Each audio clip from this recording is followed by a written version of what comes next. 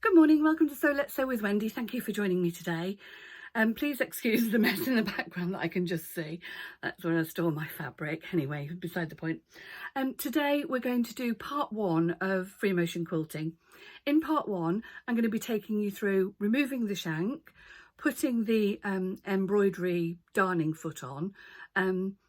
I've looked in the instruction booklet and it really doesn't give you that much information. So fingers crossed, here we go. Tools that you'll need, a couple of screwdrivers that came with it, and oops, sorry, the darning foot that came with the machine. Now I've actually got a free motion quilting foot that's got a spring on it.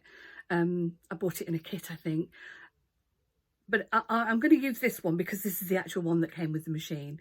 Bear with me, it is a little bit fiddly. First thing to do is to drop the feed dogs. If you remove your extension table, let me just move the camera in so we can see what we're doing. There we go. If you remove the extension table, back here, it's just a knob that slides, and I've already done that. My feed dogs are down. I'm just going to see if I can get the camera a little bit closer.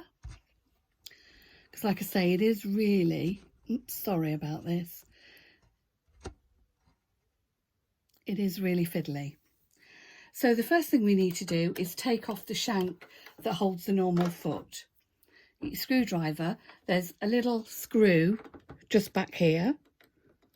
Pop it in and release it. And there, it's off.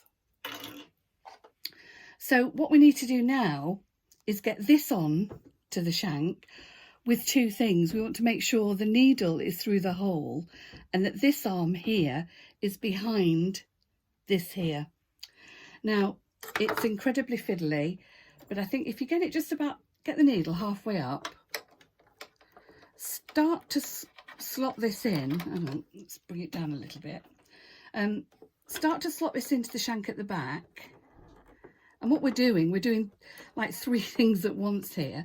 We're trying to get it onto the shank at the back and through the needle at the front.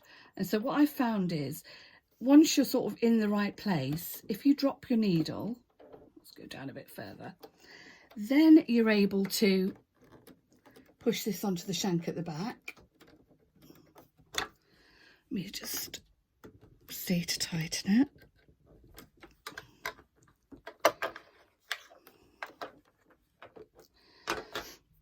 You see, it's a bit fiddly, but once it's done kind of thing. And you do get used to it. Can't quite see because of the camera, but there we go.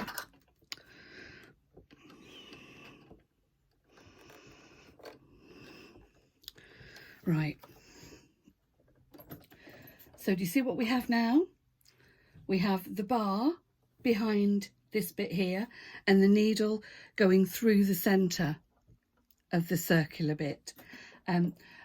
Another point, make sure you thread the needle first. The first time I did this, I didn't thread the needle, you know, using the automatic Swift Smart threader, and I had to take it off to thread the needle. So thread your needle first, and there we are. You can see it's freely moving up and down, and that the needle isn't going to hit the casing anywhere. Okay, so that's part one. I'm a bit flustered now, so I think I'll do part two tomorrow.